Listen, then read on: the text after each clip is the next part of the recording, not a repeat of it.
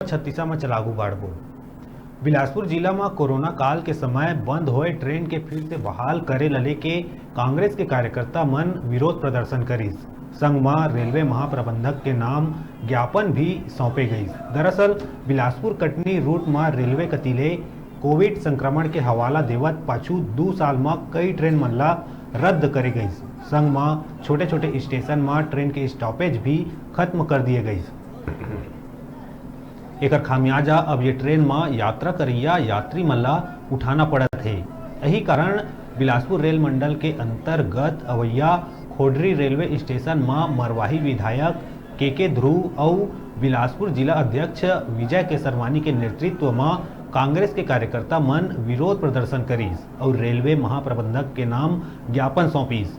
कार्यकर्ता मन के मांग है कि पूर्व के जैसे यात्री ट्रेन के परिचालन करे जाए। संग में छोटे स्टेशन में ट्रेन के स्टॉपेज कम करे गए ओहू ला पहली कस ही शुरू करे जाए, अन्यथा आगे चल के बड़का आंदोलन ये क्षेत्र के जनता संग करे जाही।